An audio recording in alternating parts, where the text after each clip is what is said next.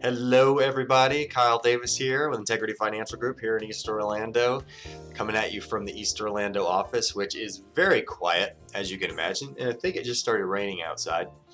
Foot traffic has been slow, as to be expected. We don't want to be taking any unnecessary risks when it comes to the current situation. And man, what a time that we're in, right? What a time.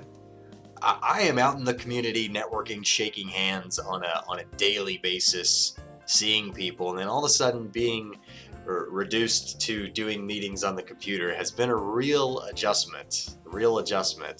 But we'll get through it. We'll get through it. When you're an extrovert like me, the struggle is real. I hope you're all doing great. I hope you had a fantastic weekend. We had some pool time with the baby. That was great. Had a lot of fun.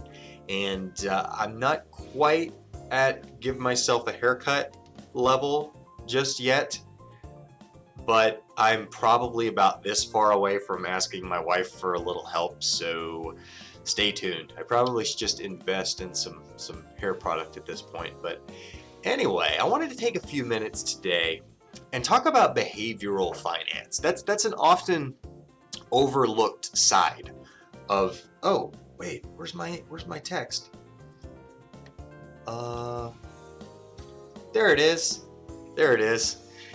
The broadcasting studio updated and it threw some things off. So anyway, behavioral finance is a concept that really dives into the human behavior side of personal finance. Like, for example, you can look at market data all day and see that, hey, over a long period of time, that these are the trends. This is what generally happens when you do this. If you invest this way, generally you can expect this. If you invest that way, generally you can expect that. And again, I'm being very general. We don't go into specifics on things like this.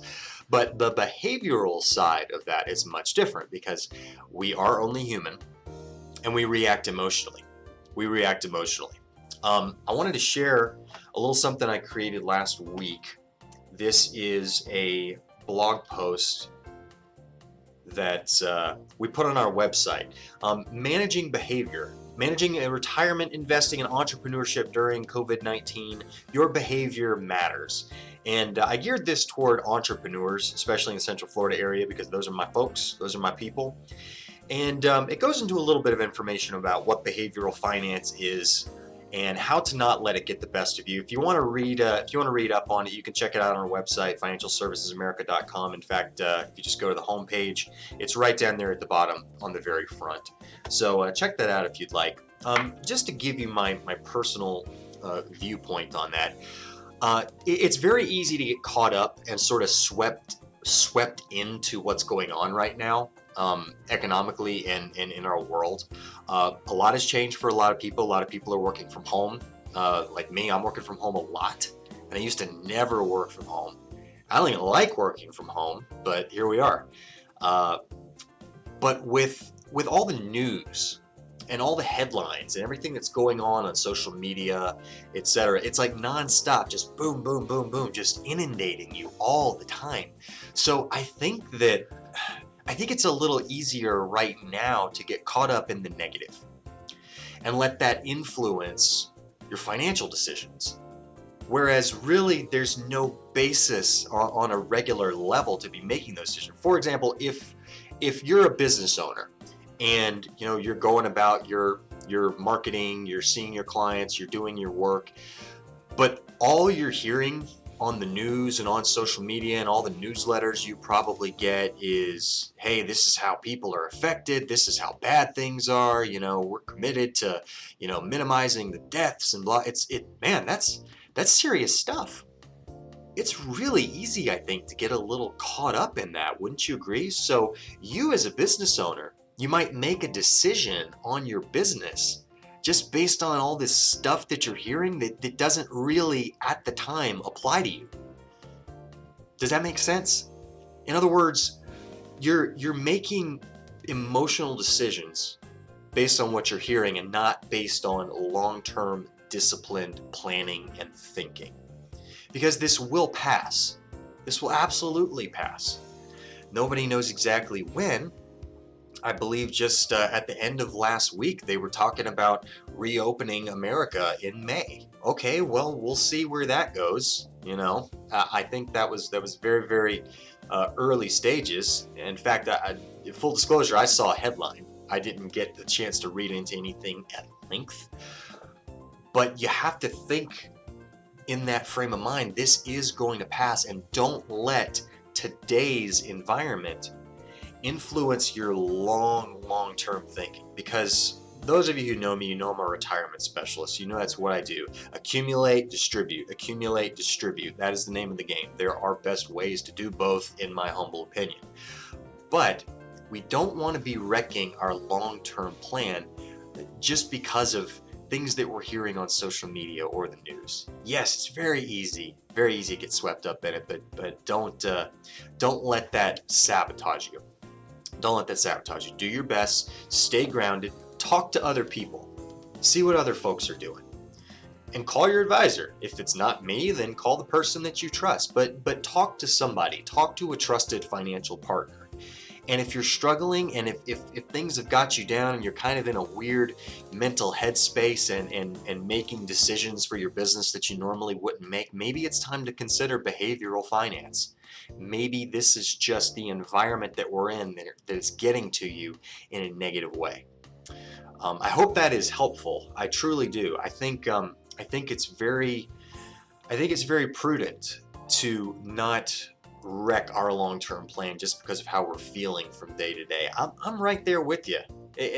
I've felt the pinch as well. I'm thinking, oh my gosh, what do I need to do if things are like this forever and blah blah. Yes, there are short-term things we can do, and it might be a positive thing. For example, if I think, okay, within the next 2 to 3 months, I might be stuck here at my desk doing things virtually. Okay, maybe this is the time to beef up my digital marketing, or refine my online presence, or maybe get active on a social platform a little bit more. I mean, I throw everything through my compliance department, of course. Everything you see from me is, approved and kosher, etc. But even so, it's very easy even for me to get involved more. Like maybe do more with your LinkedIn. Maybe do some skill sharpening or training or coaching. This could be a very, very good time for that. And it might influence your thinking for a few important things that may have been overlooked. For example, emergency fund. Wow. Do you think a lot of people have been reevaluating their feelings on emergency funds and emergency savings lately? And I think a lot of business owners are in that boat as well. A lot of business owners. I've been talking to people who are wondering how they're going to make payroll without going to one of those Paycheck Protection Program loans. So use this time wisely. Let it be a positive thing. Find the silver lining somehow. I have to pick myself up by the collar on a daily basis and remind myself to find the silver lining in this. But it is there.